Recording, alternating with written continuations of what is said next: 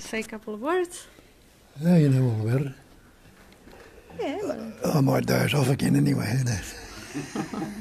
Yeah, that's the best compliment I ever heard, apart apart from the one that I heard from the tour guy in Egypt. We were going to see pyramids. We are all ship's officers on board. I just had a little break. And I found a beautiful little scarf, like a kind of a beige with gold. So I put it over my head, and he says, "Katarina, you look so beautiful. Put it more over your face. Cover your nose." Yeah. The more you covered, the more beautiful you are. So the more passionate I get about shouting out non-duality, the harder Bob will sleep. Yeah. At least he doesn't really, he trusts me enough.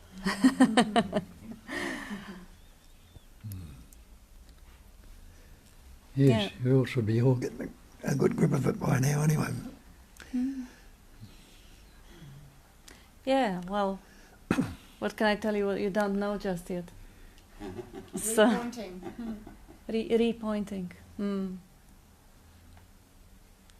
Yeah, it's funny actually because, well, you know, as much as I do, they say it is closer to your face, closer than your face, or closer or more, closer. Closer than breathing, nearer than hands and feet.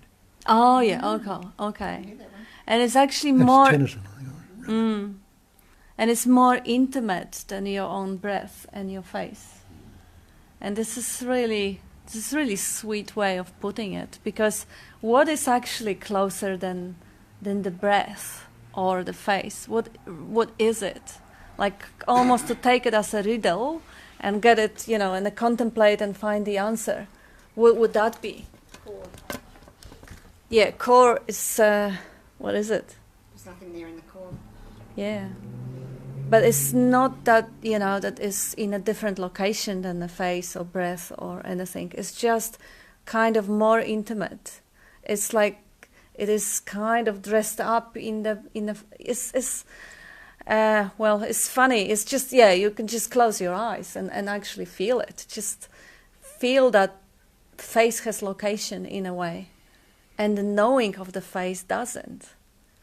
And the very knowing, the very awareness is so close and is so intimate, and it can't be known because it is the knowing agency. And it's so familiar and it's so always there. And the content, whether it's a breath or face or anything else, it doesn't really matter, because the intimacy of the pure knowing.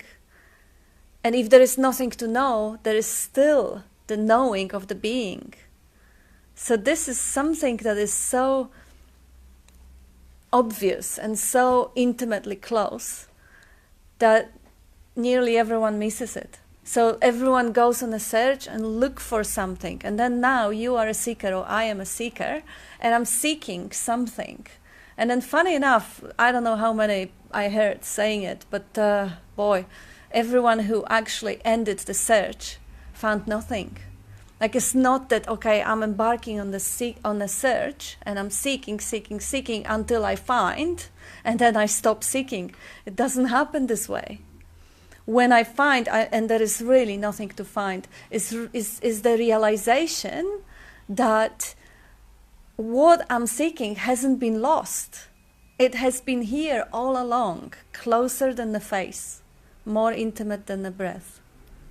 So it's just really recognizing and awakening to the fact that what we are seeking has always been here, has never been lost, and it can't be found. It can't, because the very seeking is how, you know, like if this is what I am, how can I find myself? How can I, if I am the awareness of being, awareness of the intimacy of the breath and the face, how possibly can I find that one that is the pure knowing?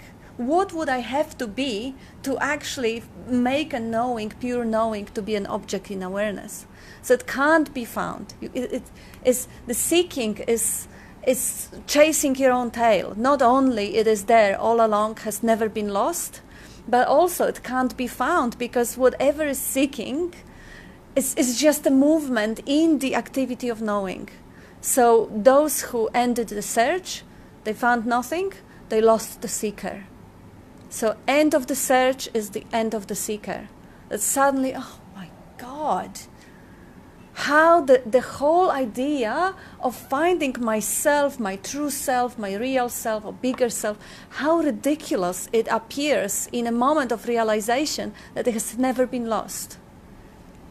And yeah, you all can connect to that very intimate feeling of knowing about something, so knowing more intimately than about the face or the shape, because face or a shape is a concept really. We have to visualize the face to even be aware of it.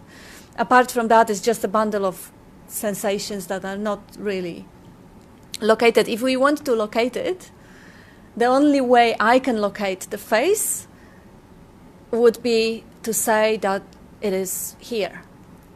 But what is here really?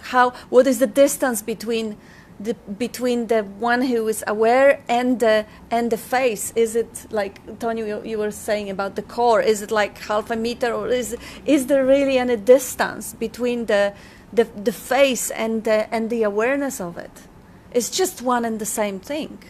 So being aware of that sense of presence, or being aware of any content, the very awareness of it is there all the time, is so close to the heart, is so much closer to the heart than the functioning of the body. Breathing in, sweating, is just that pure knowing is so closer, so much closer. And who doesn't experience that?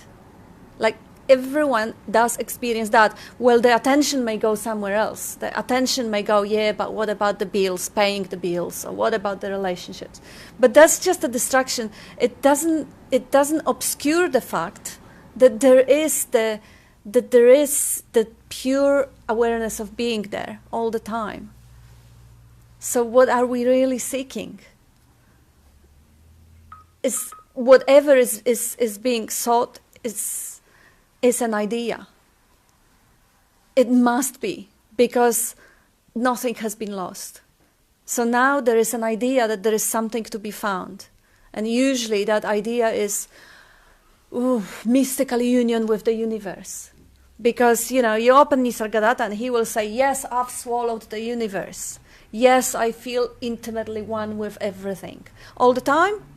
Well, no, not when he's sleeping. And not when he's eating or cuddling his grandchildren. So it is an experience. Mystical union with the universe is the experience that comes and goes. So is it really what we are looking for? Because if we are looking for the experiences of pleasure, there is multitude of options. We can waste, 100 lives just chasing pleasure, just chasing beautiful music, yummy tastes, get addicted to sugar or whatever. But really, what is there underlying any chase for pleasure, including mystical union with the universe and experiencing the whatever? What are the others? Kundalini, yeah? And you want to add something? So it all comes about because of... Oh no, hold it.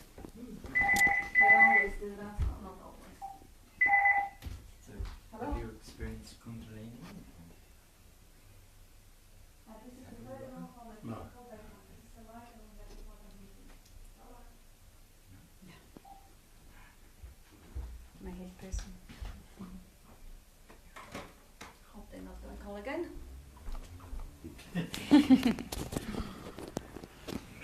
Sales, of course. So what are you saying? Doesn't matter.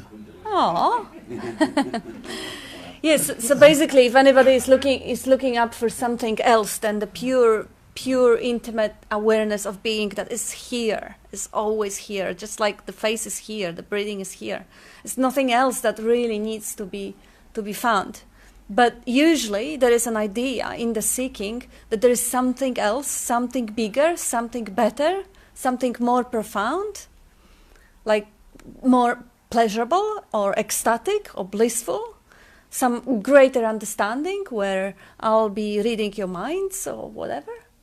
And that's actually what stands in the way of realizing something that is there all the time, intimately close, dear. The moment it is actually really fully experienced is the sweetest thing, is not even a thing. Is the miracle of life, is the miracle of being. In a place where there could have been nothing, there is this miracle of beautiful dream that is being cognized, that is being known. But then, of course, when it gets obscured by the idea that, yes, but I didn't get it yet, so there is an I and there is a world and I have to get somewhere and get that. Oh, yuck, then it starts to be painful. Then if there is a separate me, not just pure witnessing of the miracle of that intelligence or life expressing in a multitude of forms, but there is some located agency here, insecure and afraid of the outside world that can threaten it in future, of course, because right now nothing's really going on, even if you're hanging on the cross or dying, but in the future it's going to get worse. So if there is an agency, the me, seeking security in the world or seeking pleasure or seeking liberation, then of course it is now we enter the nightmare. The dream became a nightmare. So, and the seeking can take forever.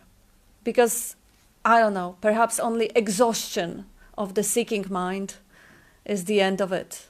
Because that seeking mind can never find what it is seeking, because its function is to seek.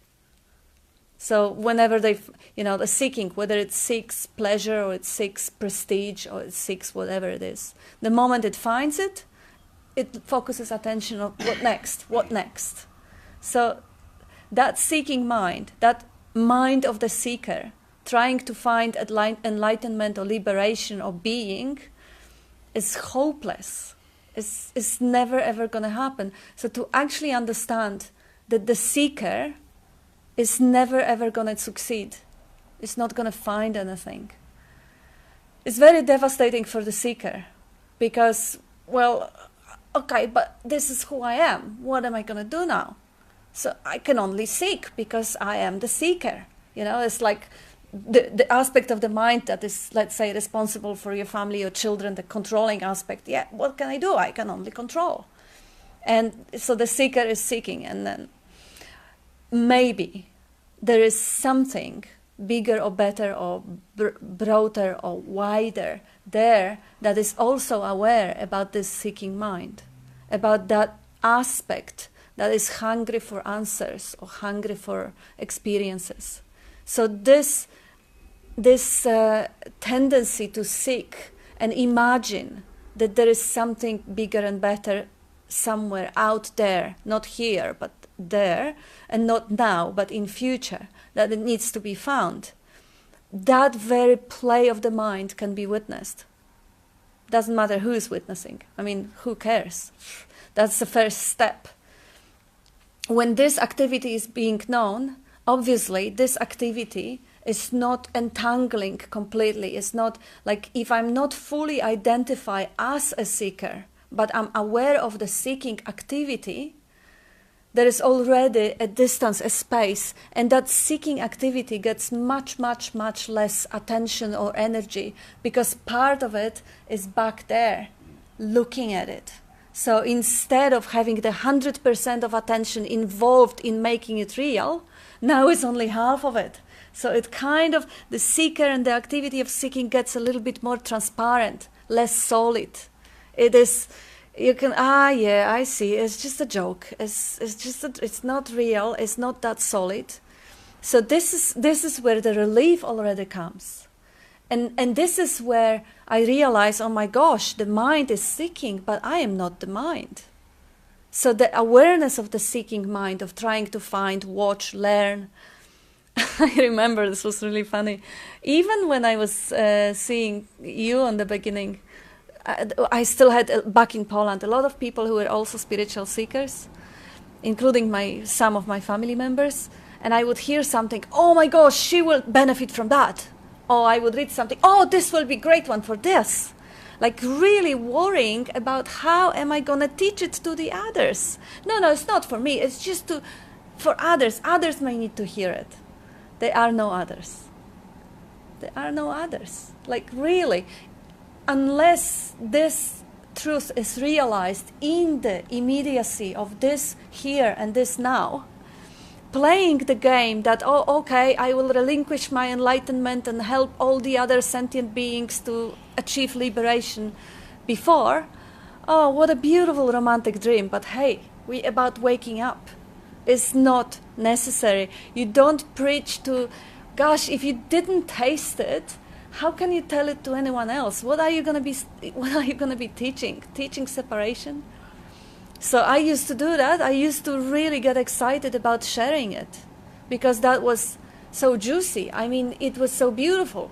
You don't want to contain it. You want to give it to everybody else. Shout it from the rooftop. But it was always only for me to hear.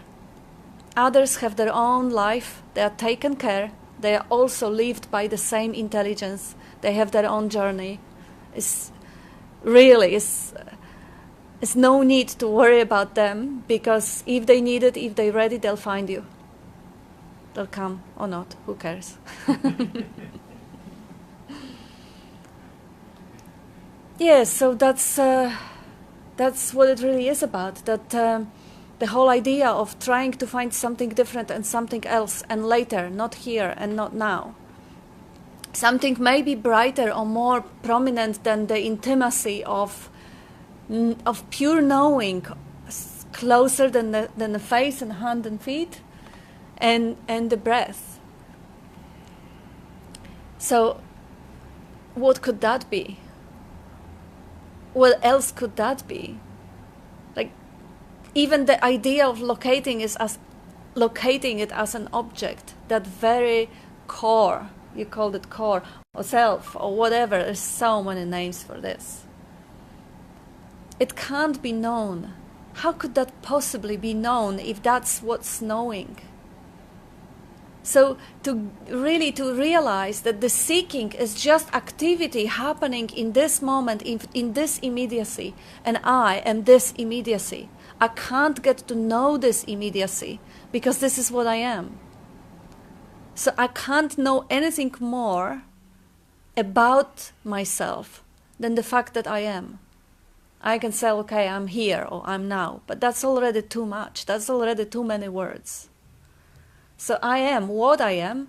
I can't find out ever, never, ever. Nobody knows. None of the gurus, Buddhas, Jesuses, they don't have clue. They never had clue what they are. Because to figure out what they are, they would have to temporarily stop being themselves. And they're figuring out something that they are not. So it's totally, totally impossible. Yes, so if we give up on the idea of finding, I want to find myself, I want to find out what I am, or maybe I am love, but I didn't realize it yet, I didn't feel it yet. Now what am I saying? That I have the imagination of what should I feel or what should I find out, and I'm comparing that imagination with this moment right now and judging it as not it yet. That's a good point. Absolutely, yeah. If you have any idea that what is not it, how do you know? Obviously, it is coming from the mental noise, comparison, and analyzing. And so if we drop all that mental noise, Sinsin Min says, stop talking and thinking, and there's nothing you won't be able to know. Without the mental noise and the idea that as it is not it yet. What do we know? Everything that needs to be known in this moment is known in the immediacy. The being is not being questioned. Whatever is happening on that screen of being, on that screen of intelligent being or knowing, Bob calls it activity of knowing, the intelligence energy. It embraces the static and dynamic aspect, both together, because it is one. There is no separation. Separation is the dream, and yeah, this is an illusion. me what core, the reason the word core came up was that when people ask the serious questions, like what is the most intimate thing, it's like there's a deep dive into where mind is not functioning, and just a deep dive into, and there's nothing to be said about anything. Yeah. Well, okay, can't say more than that, but yeah. And I forget what else came after that. I was going to say, it's a good word, but that's what it was. That's what it's like here. So whenever people ask the deep questions, it's like, boom. Yeah. Okay, there's no. That's the phrase that came to mind before. There's no mind in action. There's no thinking happening. There's no, yeah, and that's why the word core came up for me. It's that, and that happens with serious questions. It just goes there. Yeah, it's a good word. And if you stay with there a bit longer, then nothing happens with faith or anything out there. It doesn't get seen as anything in particular. It's just some visual stuff coming in or whatever. And now, how core can know it is the core? What's that? How the core can know itself? No thinking happening. There's no knowing of anything. Impossible. There's no stirring of the mind. That was the phrase that came up before. That's no stirring of the mind at all. In ancient texts, they say eye can't see itself. The eye, the instrument, the camera can't see itself. So there's certainly no sense of a self or any of these other concepts. There's just nothing in there. There's no stirring. Tongue can't taste itself either. And all that. Just added in concepts related. Yeah. So the eyes can't see themselves. All they can do is there's the seeing. There's tasting, touching, hearing. Yeah. That's all there is. There's nothing like you can't see what's being aware. You can only see the actual doing of it, which is the seeing or hearing or tasting or touching. That's all. That's it. Yeah. And there's nothing else. Yeah, they have also analogies of knife can't cut itself. It can cut anything else, but not itself. The tooth can't bite itself. So this, in the same way, the core can't get to know itself. It can't. It's like it would have to stop being a core to even evaluate its shapes. Like dog doesn't know it is a dog. We know it. And now we have the idea, like even though it's absolutely logical, the impossibility of verifying what I am is absolutely impossible, logically impossible. And we still assume that, but I know what I am. I'm Katarina. I'm a person. I'm a girl, a woman from Poland. Oh gosh, I know so much. Yeah, I know. And now the whole humanity goes up with the idea like this. Of course I know what I am. I know my beliefs. I'm ready to die for them. I'll defend them. If someone attack my beliefs, I'll feel like they're attacking me and I'll strike back. Really understanding that whatever I know about myself is not, it can't possibly be what I am. And throwing it all to the garbage, throwing the idea of being a person, a woman, or whatever, and just letting it go. Of course, it's a good functional belief to use in the daily communication. But if you know it's a functional belief and not the absolute truth, that's no problem. Yeah, well. So what are you? What are you? What am I? Yeah. I'm not the personal self for a start off. That's what the problem arises from. Yeah, I know. Yeah. And I point out, and it can't tell you anything or teach you anything. When you believe you are the mind, you say, my mind. But my car, my house. You can't be the mind. When you say the body, you say my body. And the one we miss out on, as soon as you say myself, what are you relating to the personal self immediately? Yeah. But there's no personal self, it's just self-aware, self-liberation, self-realisation. So we think this personal self is going to be realised, going to know.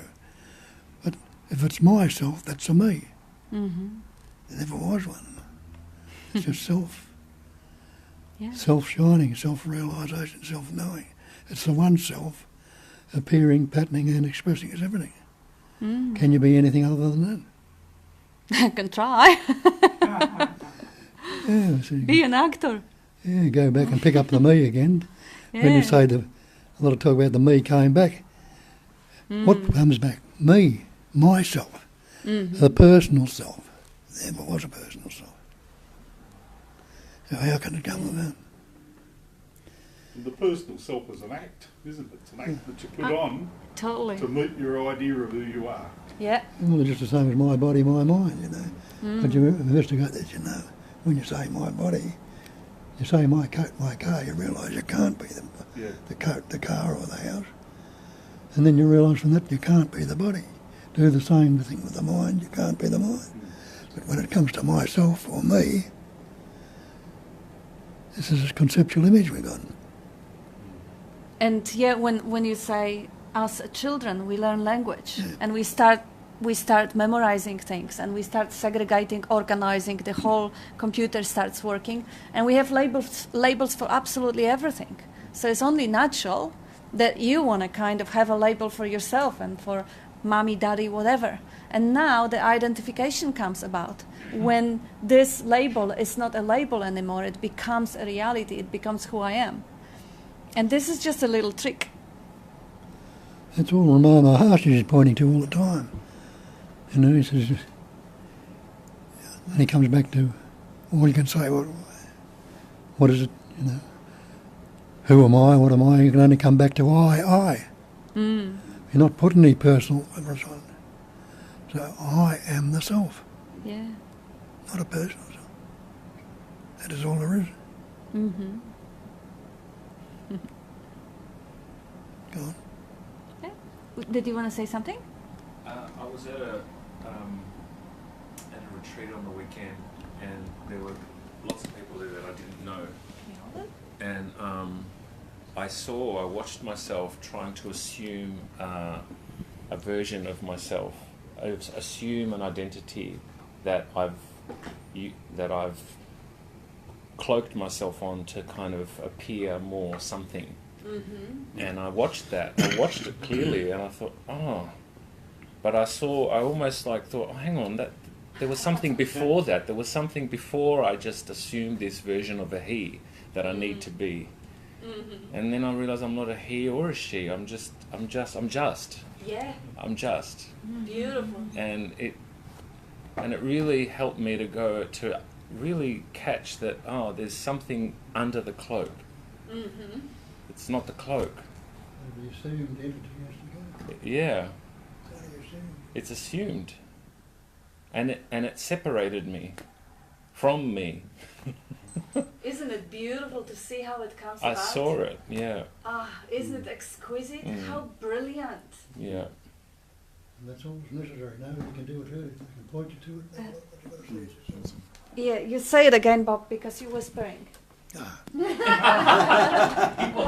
get one shot. Damn it. You get one shot. That's it. Yeah. Time for my nap. Bob. You get one Oh, you're doing really well. I forget what it was now anyway. Yeah. Remember? Assumed identity has to go. Well, the assumed identity was never there. Yeah. But we go back into habit, out of habit for a while. Mm-hmm. But it's I self, it's I know, I see, I feel, not the personal. The personal never was. Mm-hmm. So it's that pure seeing, hearing, tasting, touching, smelling, breathing, heart beating. Yeah. That is what you are. That. So what you saw us, like when you saw that you are actually assuming the identity, you are putting up the role, is you can also see it, you know, like the speaker changes. Like you probably have a different sort of a personality when you talk to your mom and different when you talk to your friend or whatever. But also to actually see how you put on that sort of a jacket is same as you see the activity of the seeking mind. You're just aware of it. And he recognises it. yeah. It was a recognition or an insight into it, which we've taken from the other insights we've gained on the way, you know. And now the challenge is see it moment to moment.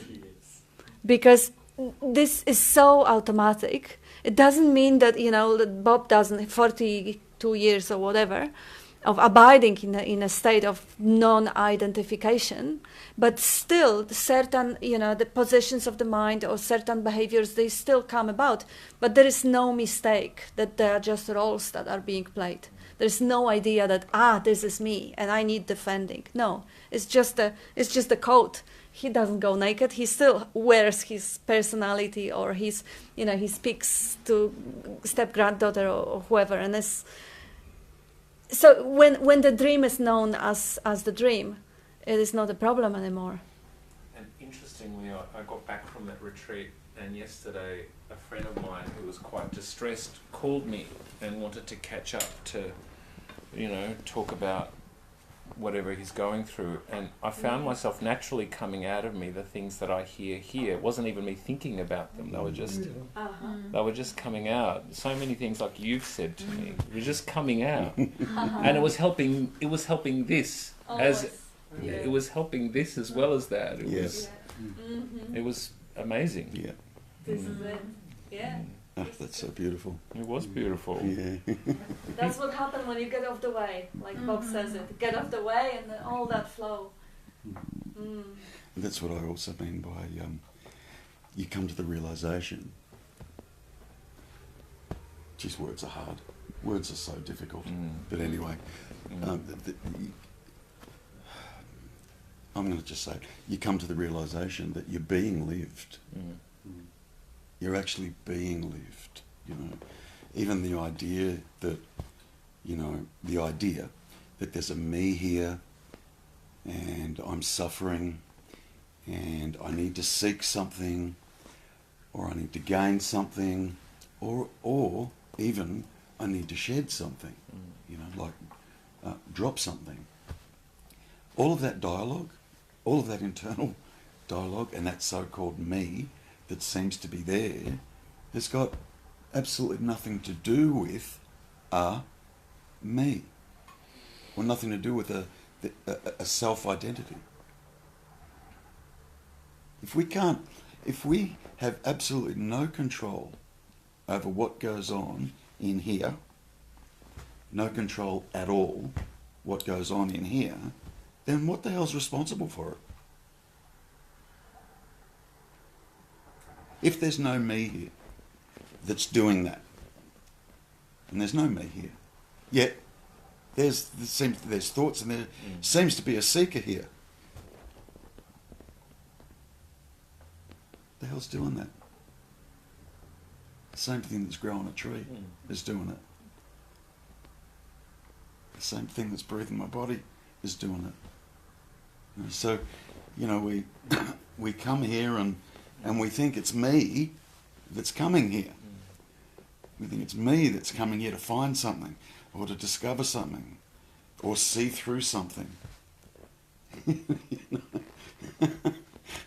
And well, there seems to be something in me that doesn't take all this blah blah blah so seriously. It's going on and I get caught in it and then I go, it's just blah blah blah and I just let it chatter away. Yeah. So what's that? All of what you said just then, everything that you said just then, comes into the realm of seems to be. It just seems to be. It's not actual. It just seems. Seems to be. There seems to be someone here, or there seems to be one here that, that the chattering's died down and I'm not affected by it as much and so on and so forth. All that dialogue, you're not doing it. None of it. How could you? Look, if this is about non-duality and you still think you're there, you better get the fuck out of here. Because you're not, you're not getting the primary message, non-duality. Which, which means not to. Now, of course I was saying that in jest, you know that, yeah. Well, totally was. But there's no you to get out with it. Totally was. I was totally saying that in jest. But the reality is, even if you wanted to go, I bet you couldn't. I'll bet you couldn't. I'll bet you couldn't.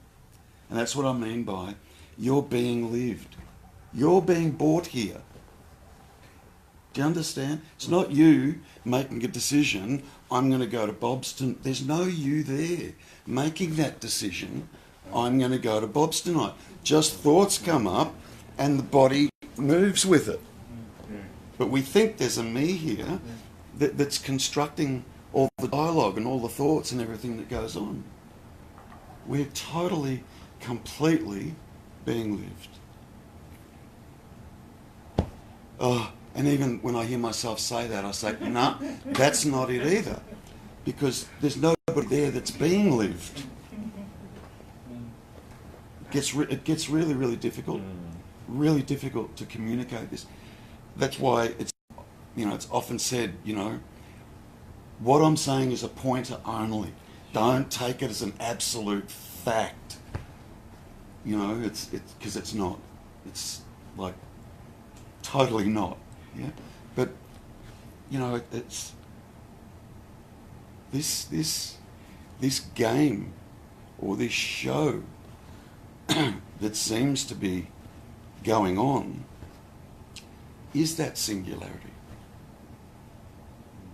It is responsible for all of this.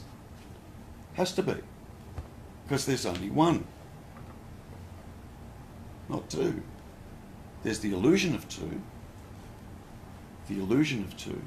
That's why when we come here and we get asked to go looking for yourself, looking for the me, we can't find it. Hello. And often I use the terminology, this is a 180. We come here trying to find something when what we should be doing is looking for no thing. The exact opposite. The exact opposite. 99 times out of 100, we need to do a complete turnaround. Then we'll be much closer. Like, much, much closer. Yeah. So I love it. I was crying before when you were sharing. It was beautiful. Just magical, And I love that I can do that. I love that I can do that and experience that, It's just so close and so accurate and yet right off as well, because like I said, it's just we can only point, but I love that when you're where you are, you can really start to relax. You know that's wrong when I say that, yeah? But yeah, definitely on the weekend, on that retreat, just that moment of recognition of this anxiety to present a certain way is an act, and that there's something other than that enabled me to just not do that, and then there was just an ease, and I have felt it since. Yeah. Yeah. Everyone's doing that. And it can be hard for others to recognise what's going on too, because you can be like in a passionate debate and it's just spilling out, and and it's definitely, for me, like chunks of it anyway. There's probably wee moments where ownership is going on in there, but a large part of them just hearing this stuff come out and massive debate, and and for me it might be, I'm not coming from the head right now. That could be the debate, and that's it. Yeah, you are. You're talking. You're passionate. You must be coming from the head. I'm just here. It's just it's doing its shit, and it could be also feeling like, even now I can feel like like nervousness, or just adrenaline, and hear the stuff, and even if there's a trigger urge to do the debate, that could be in there, bump in for a minute, or bump in a few times, and then for a large part you could just hear the stuff doing itself, and it's very confusing to the outside world who've got set ideas about still talking, must be in the head, or head 24/7, or even the head quite often, because it really only just comes up and goes, in every moment anyway. That was beautiful, because that does happen. We lost the internet.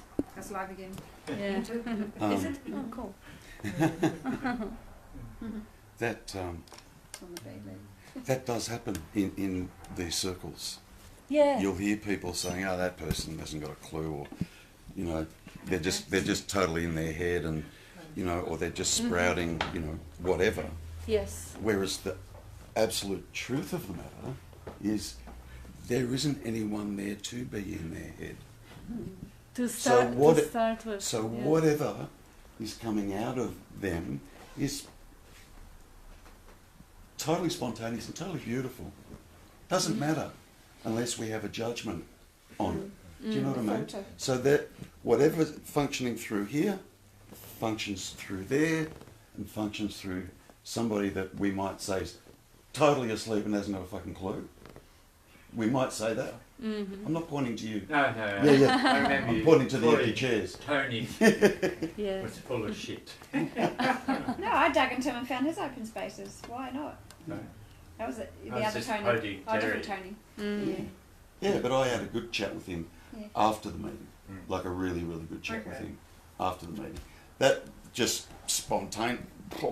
I don't normally speak to people like that. I don't. I don't. But that just spontaneously came out of me. And I tried to say it in the most gentle way I could, to get his attention. Really, it was about getting his attention. And then seeing if I could hold him. And he was still loose. He took offence. I said, "Oh, you're probably going to take offence, but anyway." But whatever it is that's going on, and that's why Bob has these groups like this, because he knows it, that it's all, whatever is coming out of any one of us, it's all the one functioning. It's all that one intelligence energy. There is no me here or you there or you over there or there.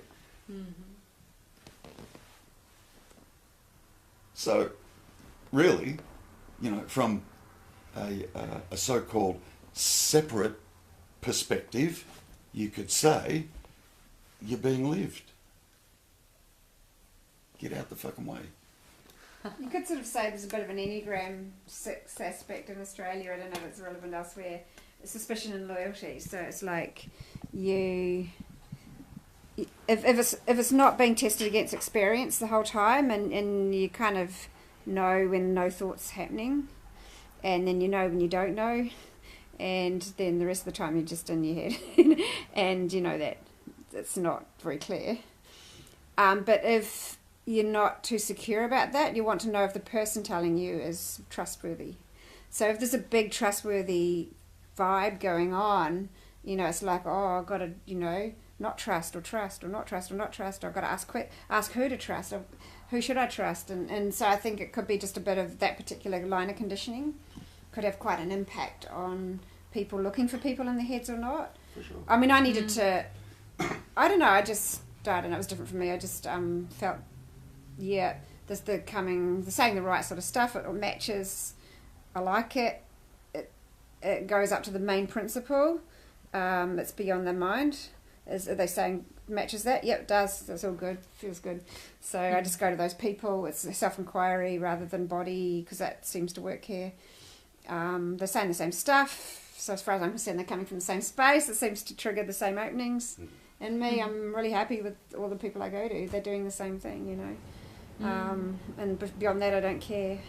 But also, even the idea of evaluating. I remember I've seen it in this group. There was a lot of people here who considered themselves enlightened, and Bob enlightened, and nobody else. Nobody, particularly women, they can never get it ever.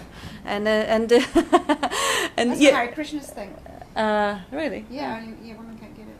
Yeah, whatever. But anyway, the individuals like that, they are in constant projection because, well, there is only one. And there is only one reality expressing. So if I see something in any one of you, how do I recognize it? Because it is here. So I can see reflection. So the whole world is basically a reflection because it's a holographic. It's one intelligence. It's no different here and there. So if I accuse everyone of being unenlightened, obviously I'm projecting my own confusion. If I'm accusing or I'm seeing everyone who is already free, there is nobody there, it's nobody here, nobody there. Yeah, obviously that's the projection also. But the funny thing is, like what you said right now, people are coming from the point of evaluating and judging. So now I'm listening to Tony, and I have the idea in my head how the enlightened or unenlightened or whatever speaks, and I'm comparing it in the head. Does she qualify or not? Or now I'm coming up with the conclusion, oh, she's coming from the head. So this is really a long, thick mental processes going on that will bring me to the conclusion that she's coming from the head. So obviously, this is a projection. She's wasting her own time. It's a projection because I have no way to know where you're coming from. I have no way to know. You can ask people. I think that's where the asking doesn't quite happen. The assumption happens before the asking. Mm-hmm. And something I find not a lot of collaboration goes on in my experience in Australia. Maybe it's just something, but you're sort You of ask them, implying that ask you've them. got control in the first place. But Bob wanted to say something. Let's. So that's why you've got to recognise the art of what they call the art of listening. When we're listening, trying to take it in through the head and all the rest, there'll be conflict there all the time because you'll have your concept about whoever's speaking, they'll have their concept about you, and head to head you don't communicate. When it goes to the heart, the core of your being, which is not the head, and it resonates in that, then you gel with it and resonate with it as yours then. That's what they call heart to heart. And you all know what that is because you've all had those experiences before when you heard a sad story from someone, you'll say, my heart went out to them. What are you saying that for? Because you know it was more than just a thought construct. It was coming from the essence. Heart to heart there is communication. so the head switched off for a bit. And I know, The head switches off for a bit. I know full well, Bob, when I'm actually...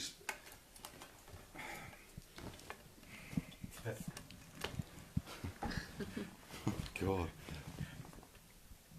I know full well when communication is coming out of here. That's the way I'm trying to... when communication is coming out of where? You haven't got a fucking leg to stand on, really. But I know full well that when I'm... If what comes up for me is to hone in on somebody and get into communication with them, I know without any doubt that I'm not talking to that person. I know. And how is that expressed? How is it expressed? Through a resonation. Yeah. Natural resonation. Yeah.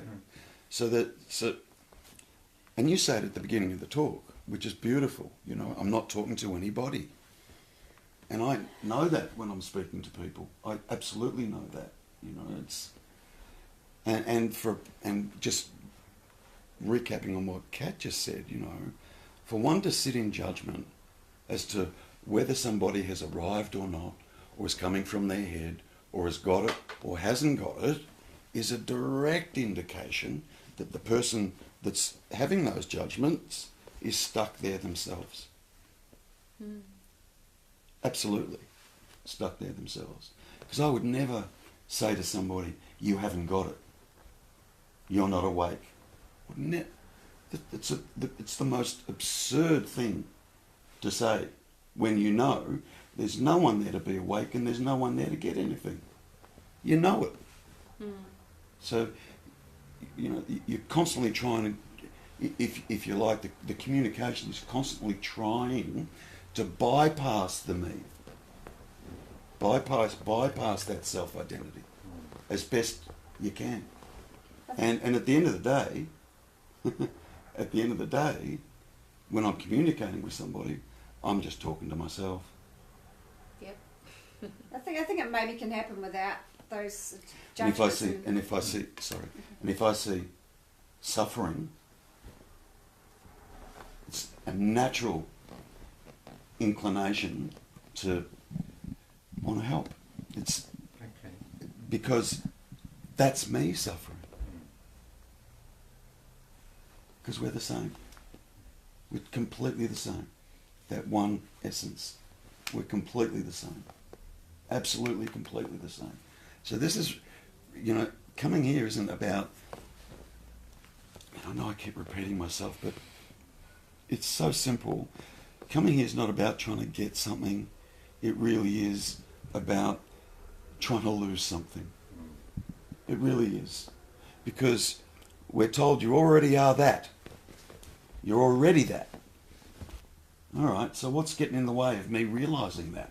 Me is getting in the way of that realisation. That's hard to... Do you understand? Yeah? So that's why we get set on a path of self-inquiry. Me inquiry. Who am I? Where am I? What am I? And in the end, you discover there's no one there. And in the absolute seeing that there's no one there, guess where you end up? Right here. Yes. But without all that dream, and the closer we get to that, in my experience, was the less complicated everything got. It kind of dovetailed in, I guess. I don't know how else to explain it, but in the end, rather than having to deal with, all the content of what I thought my me was thinking, especially about itself, and that can get really noisy and loud, and rather than that occurring, the closer you get, as Carol said, so close, the closer you get, it just literally comes down to, who is this? Real simple question. Where is this? What is this? Instead of, there's a me here, and there's chaos going on in the thinking. So you get that space up. So you're not wearing all the thinking anymore. You actually get some space up, and you can see it. Okay. Then you kind of get a bit stuck. It's like, okay, well, maybe. Then you'll see all that stuff that we've been running on. And if you're 50 years of age, then you've been running on an accumulation of 50 years of conceptual ideas and experiences that we carry around and wear. And, that is who I am, or that is who you believe yourself to be, or who you come. And it's in the seeing of that, just the seeing of that. And then I kind of saw all that, and I was of the understanding that once I saw that, somehow I was going to wake up. And I bloody didn't. I didn't. Because there was still a me here, claiming ownership of, I see that. Yeah, I see that. Oh, I know that. Yeah, I get that. And that was that. I've talked about it before, that, and I use the word core. It's a silly word to use, but Use it.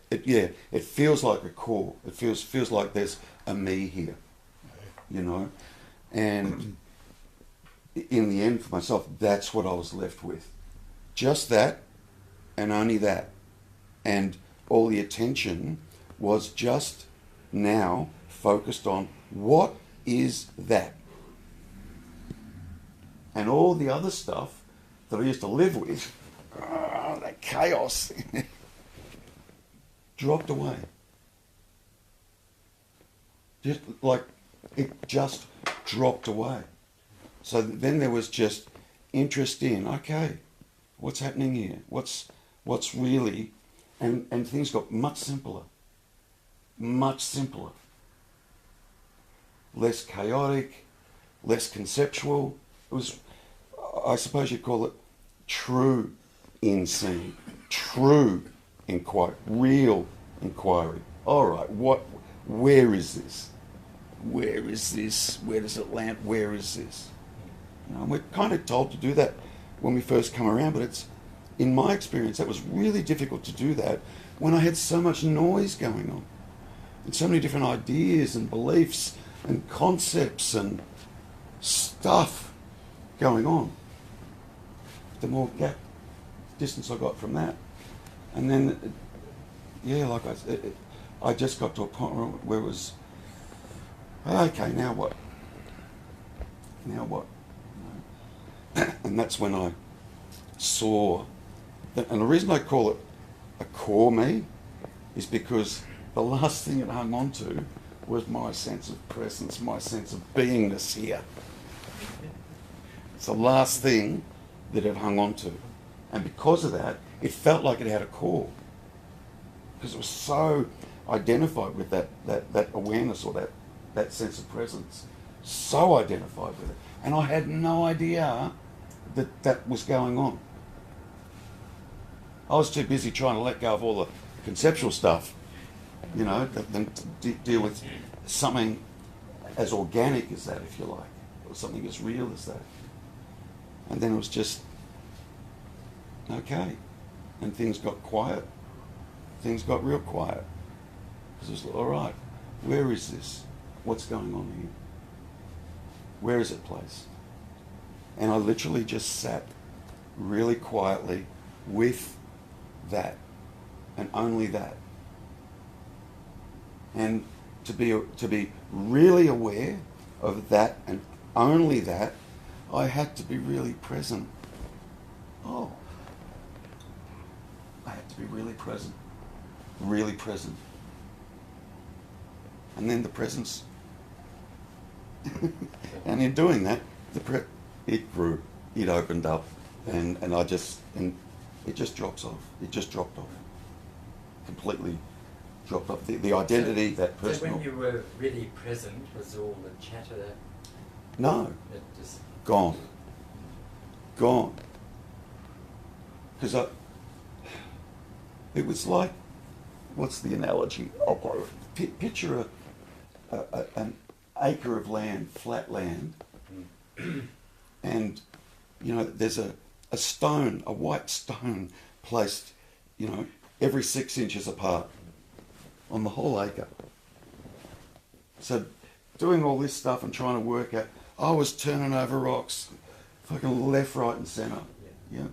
And I finally got to, it's just an analogy, I finally got to the last few stones, and by the time I got there, which was what I'm talking about here, by the time I got there, that, or noise, if you want to call it that, mind chatter, if you want to call it that, conceptual ideas and beliefs and so on, if you want to call it that, I completely lost interest in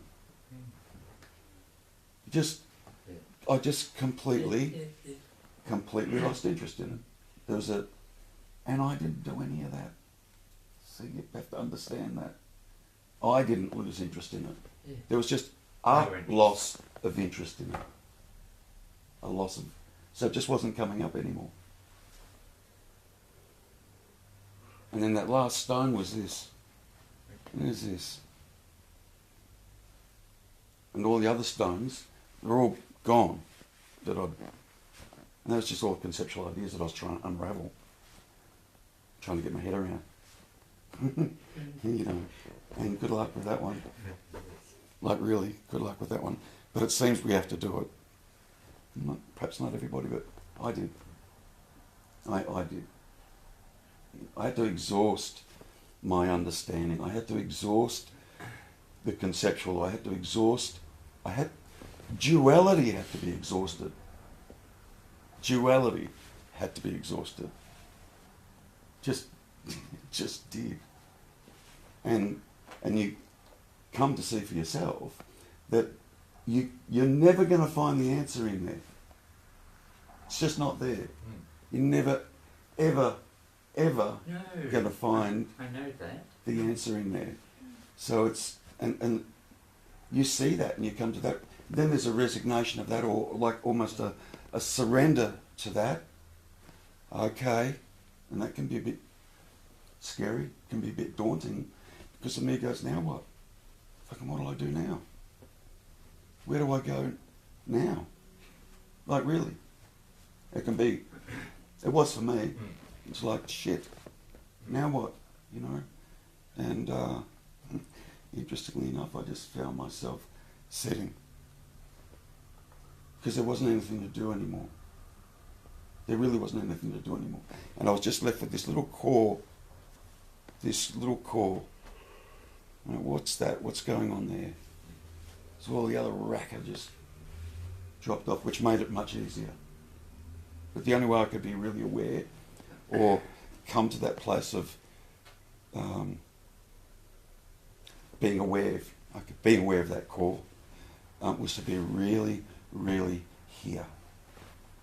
Really bloody present. And that all just happened. All I'm doing right now is sharing what occurred here. Yeah. That's all. What occurred. And I see people getting stuck in the same stuff. You won't very often hear me talking about what it's, you know, trying to describe the oneness, trying to describe the emptiness. I seem to be more bent on what's that terminology?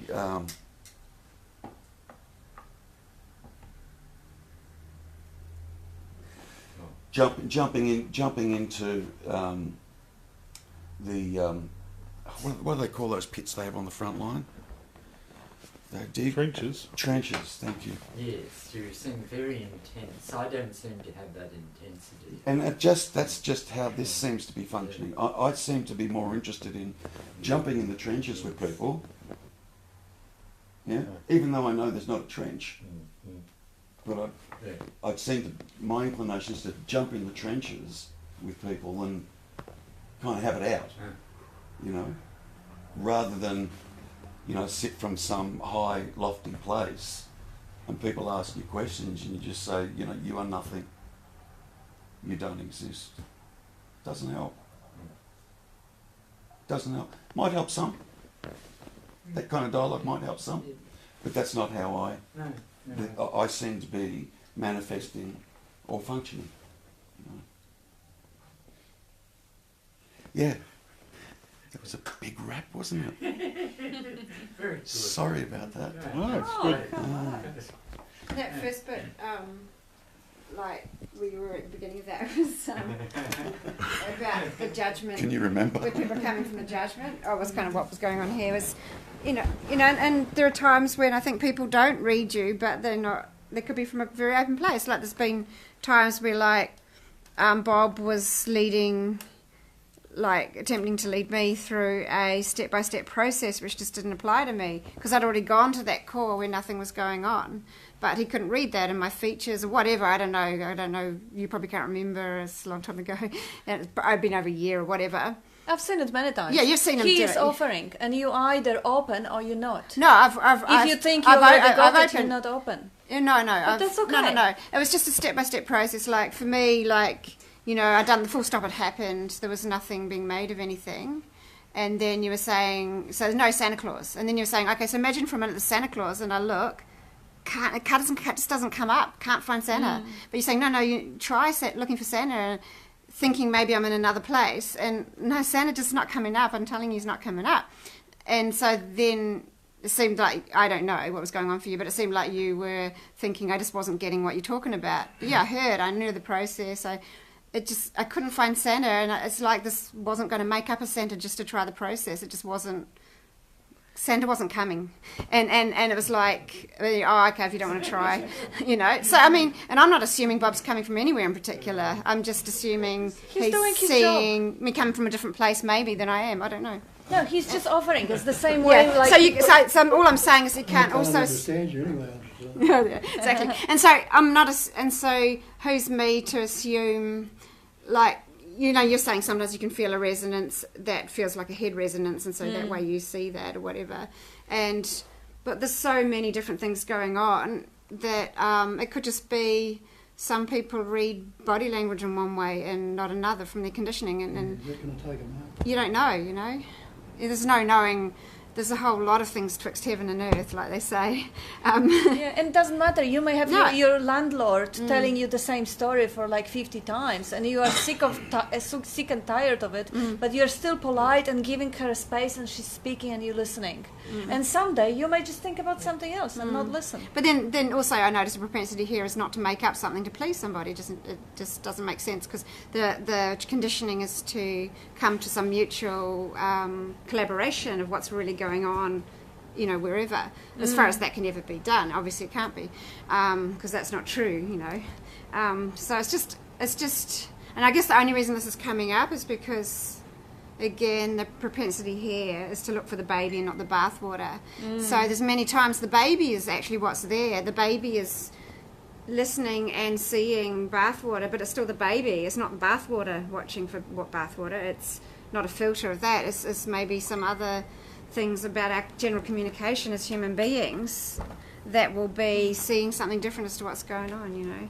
And it's like Tiger Woods has to spend 10,000 hours to to whatever he does well, add himself out of the way, does it better.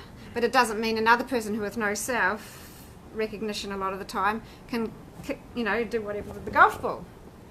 Yeah. That's just... They may not be able to drive the airplane either. Yeah, so the assumption that this even... And some people have real... You know, you quiz them and go, yeah, I've got real... You know, noticing tendencies to notice when they are coming from the head, like you gave a good example before.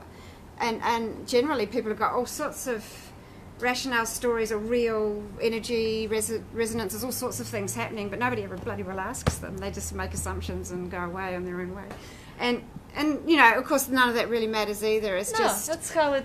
an aspect of No matter what you human... think or talk about, you that anyway. What's that?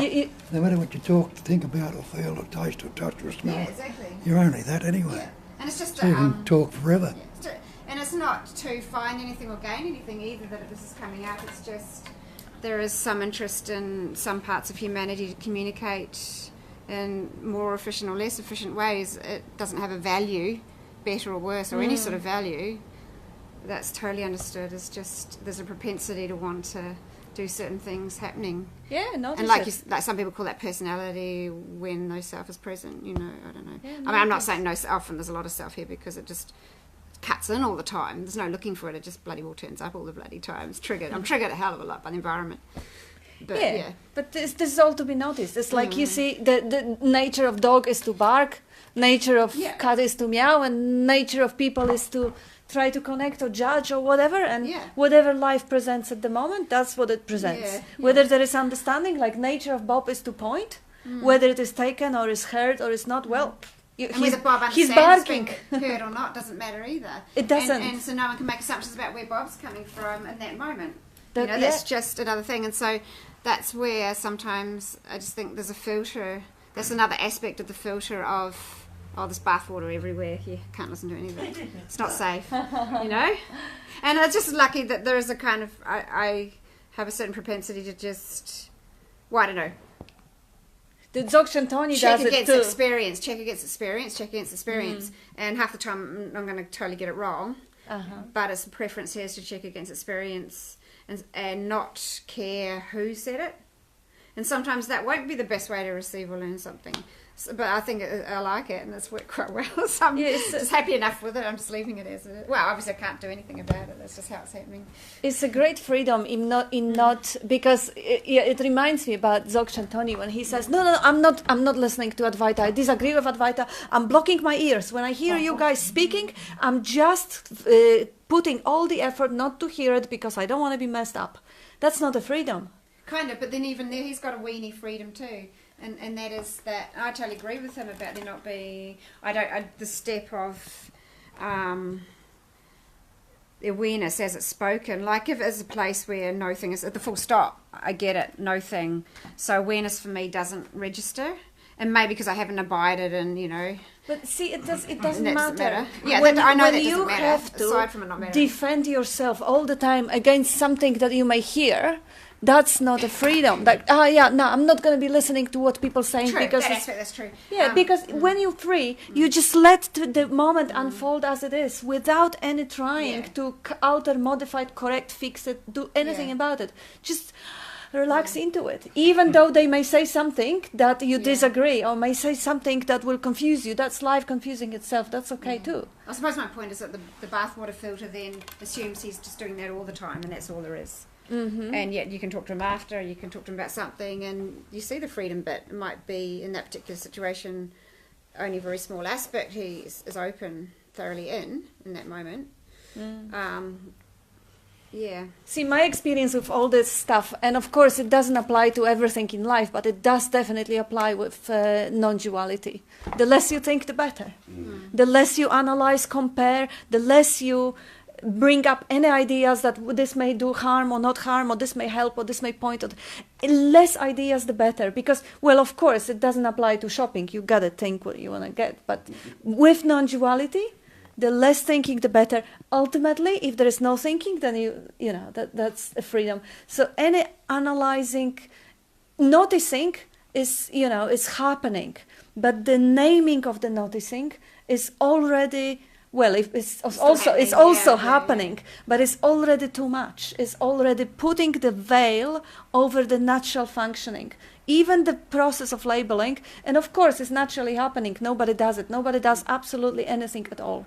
But this type of an addiction, this type of habit, is actually making it, is complicating it. Because the simplicity, see, you're not analyzing breathing of your lungs or circulating blood in the body or digestion. You don't really have to think about much of it. But there are people who do. There are people who have different obsessions, like washing their hands every 5 minutes. And then obviously they're so busy in the head with over, covering up the natural functioning, with understanding, naming, labeling, and analyzing and comparing and evaluating it, then it gets kind of buried. Like the very basic functioning doesn't require any word or any sentence or any thought. And when we had a discussion about this, you found a way of describing, because often when I hear that, I'm talking about another area in the middle. Mm-hmm. And I think you found that, and you found another way of describing it. I can't remember.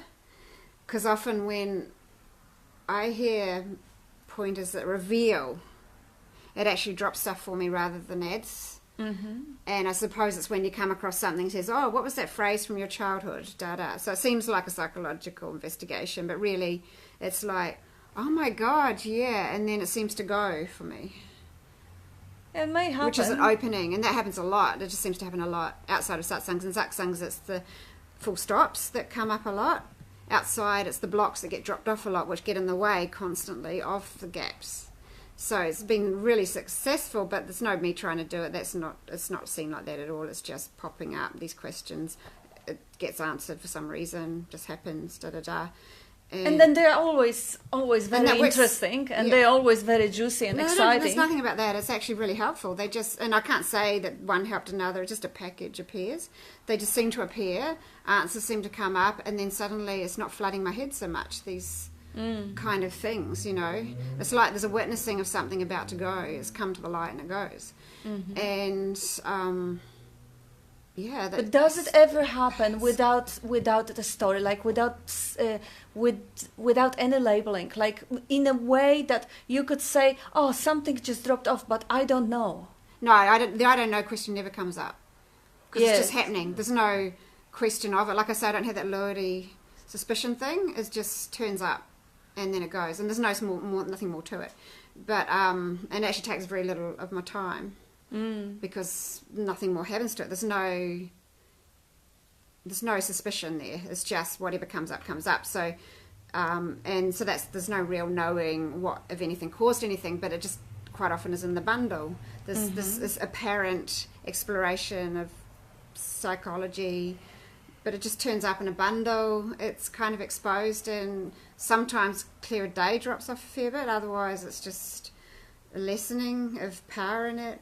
And this just seems to be in the mix very strongly here, and it just comes, done its dash, gone, and it might pop up a couple more times over the next day. Oh yeah, that's right, yeah, and it's just like a release, because it's I don't know. The danger I can't is, remember too well. and of These course, are all faulty memories. yeah, this may not be your case, but there is a danger. See, the psychoanalysis or psychology is all about digging in the patterns and finding them, finding the pattern and releasing the pattern. And it might be not your case at all. But there are people who spent the fortune and 20 years of psychoanalyzing and digging and digging and digging and letting go. And they are absolutely certain that without that sort of a process, they will be bound forever. And the truth is, that's absolutely ridiculous assumption, because by digging and looking at all these patterns, you may only develop the conviction that, okay, I have to see it for the last time before it goes. And in that way, you're never going to get free. Those thoughts don't come up. The extra thoughts don't come up. They just, whatever, that process happens then. I'm just like, it might come up some very much owned me thought about, I've got to cull my emails, or life will be bad in the future. Emails get culled, and this is kind of interesting, it's popped up. It's a real feeling that it's just whatever was there was in front of me, and that's it. There's no searching for an interesting thing that might do that. There's no searching for an interesting thing that's just, that's interesting, landed on this one. And not even really thought after that. And then it's like, this looks like it might be crap, me thought, owned thought. And then it's like, okay, and just it seems to I'm noticing there's a following of this question through. And there's a checking in with memory or whatever, there's something happening, and then it's like, wow, that's revealing. That was all buried. And then I actually don't have any good memory of what happens after that, but the principle is that generally it means I have noticed to be less of that crap coming up here all the time, which I can see. But when you see the process of checking... What checking process? Yeah, you say, the checking in is happening and the revealing is happening. Yeah, so I don't, it pops up. There's just, the checking. Words pop up in front of me off the computer, and it's like, what did your parents say? And memory appears, and I'm noticing of some kind of thing that's mentioned there. I really don't, I'm crap at remembering details, but examples come up, and then it's like, that just explains some behaviour, and then for some reason it just doesn't, it's not prominent anymore. It's like something's noticed, and it's like, oh God, it's almost like I was worrying about that stuff when I didn't know about it, and it was just coming over and over in the head. And then I at the time, I do have much better ways of describing this. I don't have any memories coming up, fresh memories, so they're just not coming. But it's definitely the opposite of letting go when that stuff happens. Cool. It's lovely. Cool. Oh gosh, I'm grateful I don't have to go through that. What's that? No, it's great. I know, it's pleasurable. I'd love to have a spontaneous awakening, but it's great. It's like I'm sure it's a lot it's of... not about pleasure, it's not about distraction, it's the opposite. It's clarity. I know, that's your definition of clarity. My definition of clarity is completely non-conceptual. But it's not conceptual. I'm not being conceptual. All I'm trying to do is explain a process. Yes. Whereby something just goes and it just turns up, and there's no looking for it. There's I don't have concepts around it. It's just, nothing can be said about it. But even the awareness of the pattern going and changing and moving, there is still a content there. There's still a content playing out. And that's okay. There's only ever content playing out, and it's in that way. There's not a thought about, I do this pattern and it's really important, I do it, and I've got to let everyone know this is the way to do it. There's none of those words turning up. No. But the content of releasing, of different sort of, seeing, noticing, checking, there is activity. Yeah. Yeah. Cool. There's no me there doing it. I never said it was you doing it. And no sense of it either. No. I didn't. Yeah, okay, yeah.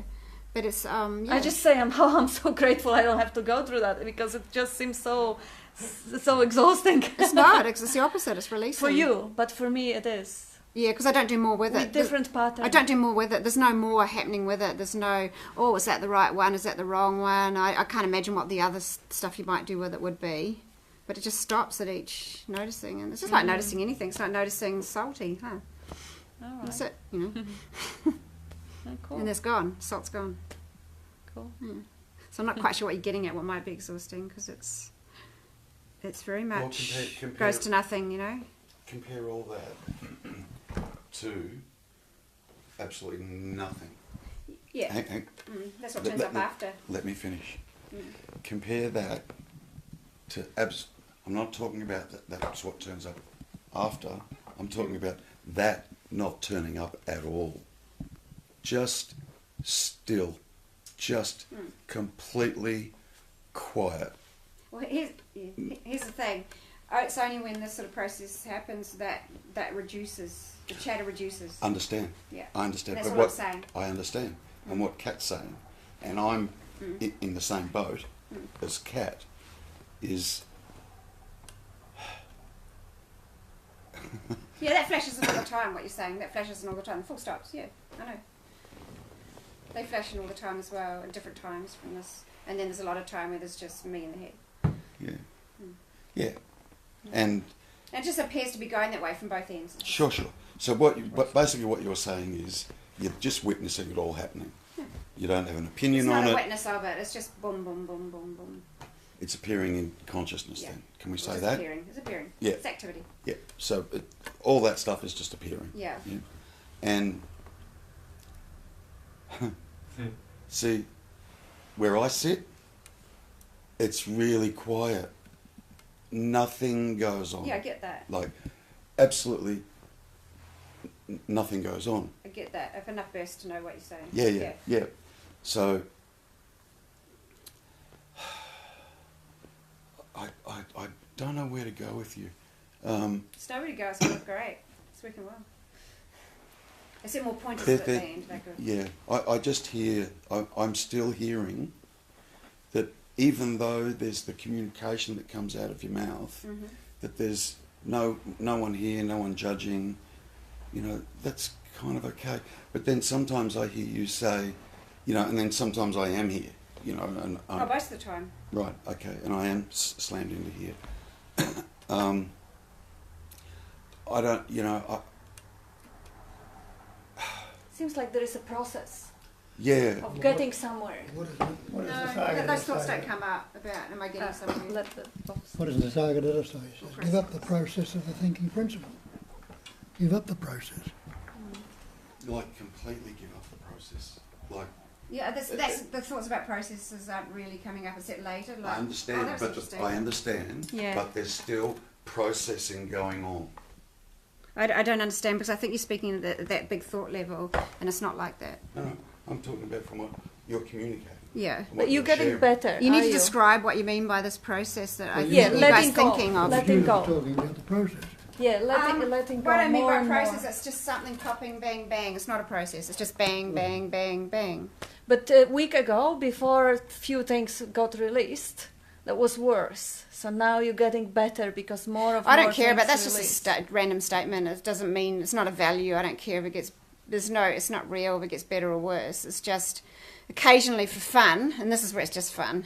Okay. Like every week or two or three is like, yeah, seem to be less worried about shit. I mean, you guys say this stuff. It's just nothing. It's just and it means nothing. It's not a checklist. It's none of that. There's no thoughts about there's a checklist and it starts there and it looks like that and I have to tick off weekly. No, those sorts of phrases don't. I see. Aren't there. Yeah, it's really difficult to describe it. And the way you describe, you just use so many words and descriptions that it feels like, oh my gosh. Yeah, I know. It's just, but here it's not a bother at all. It's like, what's a bother? 10 tomes of a book. Yeah, what's a bother is going into fear about issues, and that's when I'm in my head. That's the heavy stuff. That's the exhausting stuff. It's the storying. That's the exhausting stuff. This other stuff is just really a description of what's going on. The other stuff, off in the head, worrying about what people think about my work and then I won't survive. That's the exhausting. Checklists about my future survival. That's exhausting. A question. Yeah. Why have an interest in the description of stuff? That's just my programming. Understand. Yeah, it's there. I understand. It's thoroughly there. I totally get it. Yeah. I totally get it.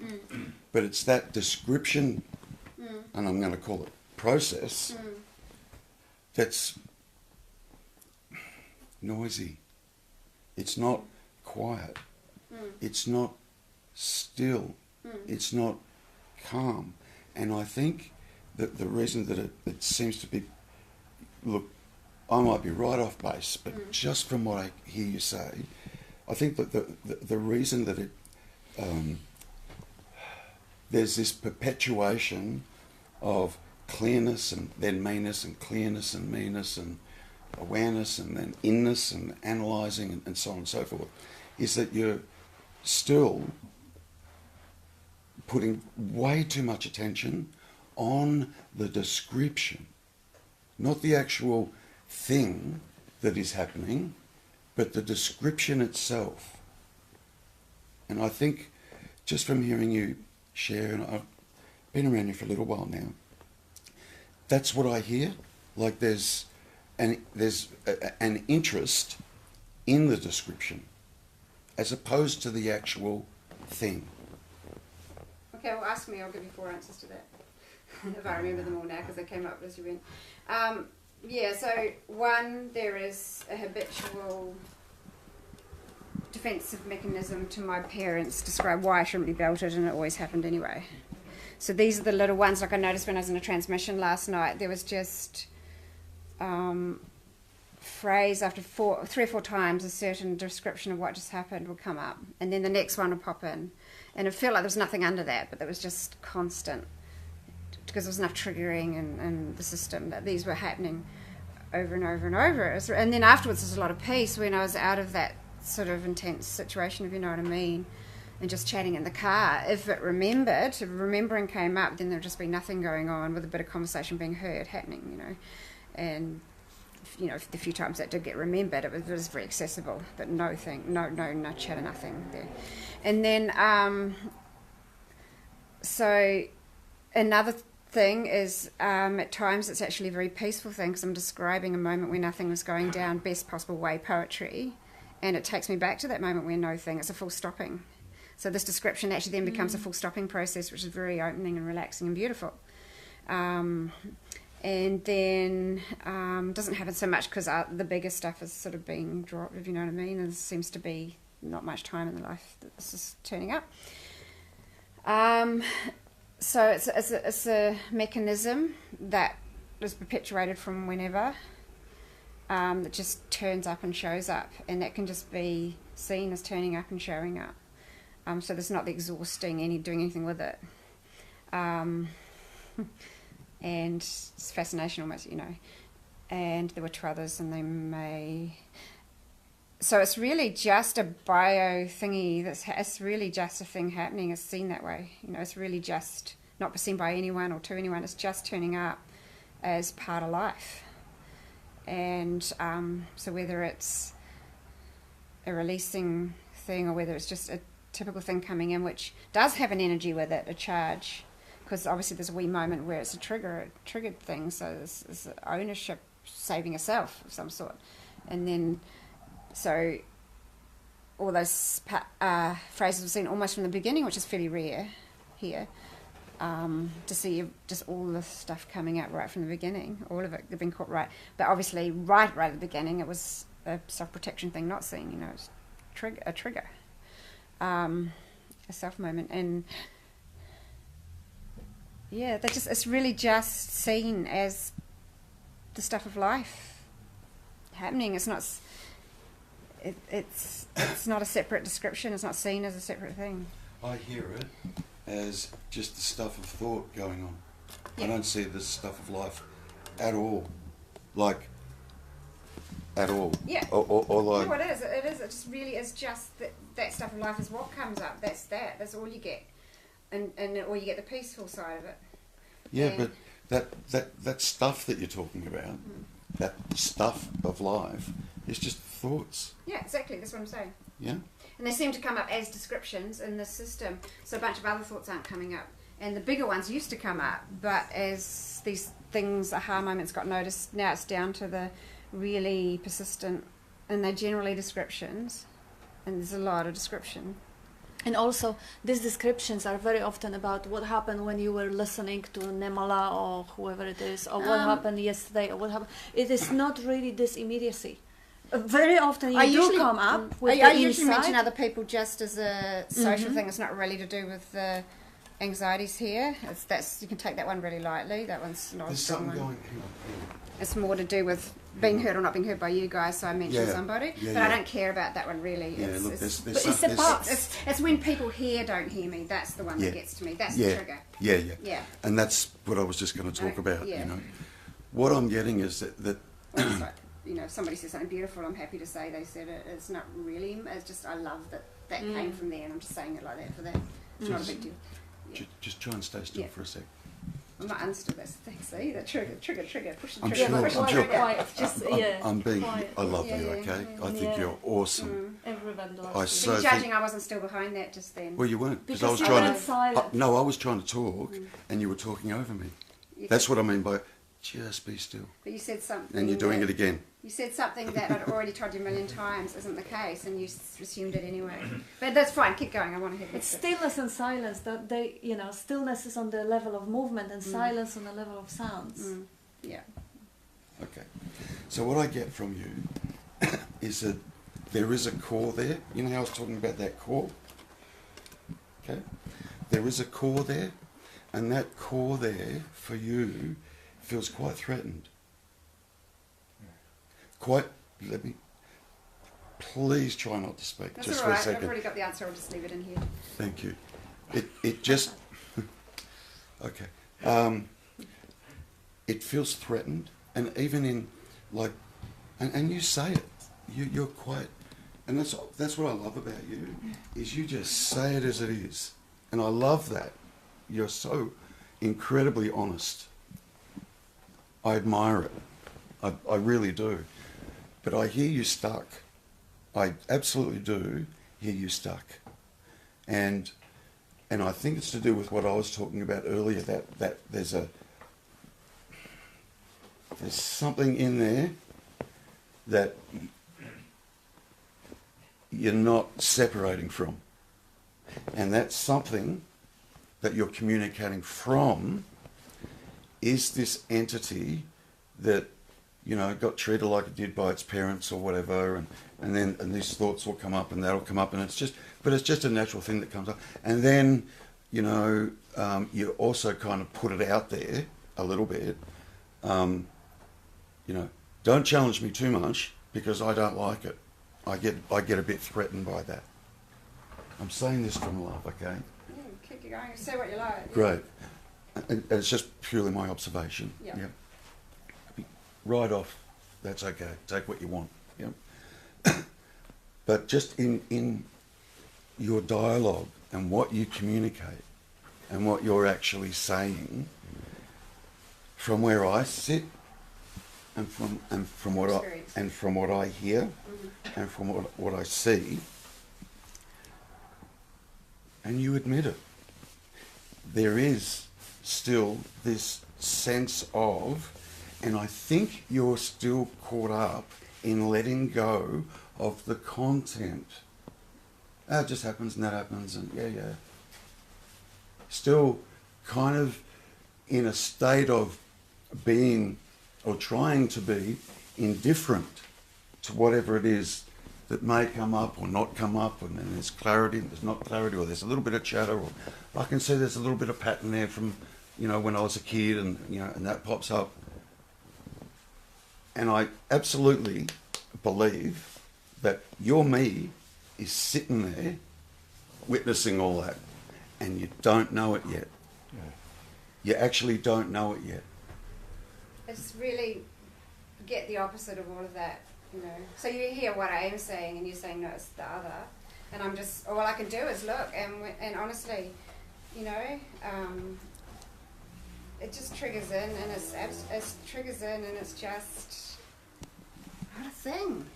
There's nothing there. I look constantly, and especially in these situations, there's a constant checking, and it's just it just goes to no thinking about it. There's no thing there. There's never seen this. There's no potential for an entity because you're not thinking. This is nothing. That's the experience here. But there every is a time. preoccupation with yourself and your safety.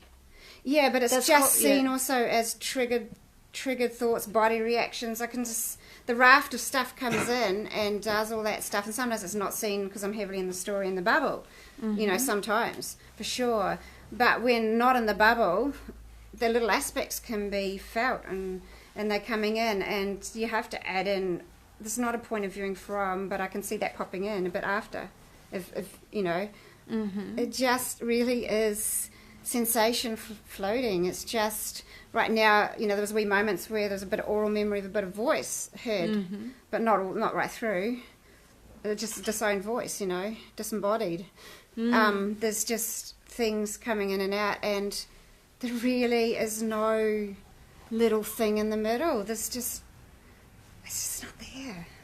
It's truly not there. Well, that's and fine. And it's not hidden. I'm pretty sure it's not hidden. It feels very free. It's in that respect. Yeah. Yeah, that's the. And then other times it's just right in there. Of course, you know, I'm just right in there. You're the only one who can actually verify it. And if you feel totally fulfilled, happy and free, and if you don't have any issues, problems or fears, and as you say, it's getting less and less mattering that the reactions did happen, and the bits that normally used to be bad, they feel less bad and less important, but they still come up. Yeah, that's definitely more and more noticeable. Yeah, cool. If absolutely nothing I said resonates, then take that. I mean, I love the way you all explained it. You know, you started a couple of weeks back really saying what really went on for you.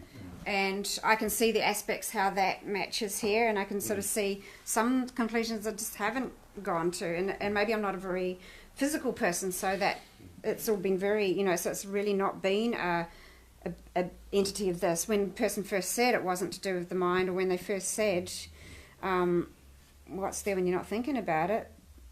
Before the thing switches in, there's no little chunk anywhere. It's just, and that stays with me for a certain length of time that we're here before, you know, that comes in. There's no chunk there. No, feels so like it's not going to happen to put one in there to please people, you know. Yeah. That's cool. Yeah, that's cool. And I'm not saying do that. Oh, I'm not going to. Well, I don't know. It just doesn't seem to be wanting to do that. Put it that way. Well, you just said It's not turning out. There's times when, you know, there's no chunk there, there's no me there, and you're quite free. And but when I'm in the bubble, there's no chunk. There's just a daydream. You just, See? No, but you still say there's a chunk, right? I'm actually trying to communicate, Yeah. and you keep jumping in, either assuming you know what I'm going to say, Okay, say what you say. I'll tell you or if I've heard you'll it. jump in to try and defend yourself No, because I'm jumping because 90% of the time I have heard it before, and you have said it before. But I want to hear this new one. No, it's true. Times anyway. yeah. Okay. Thank you, everyone. Thank you.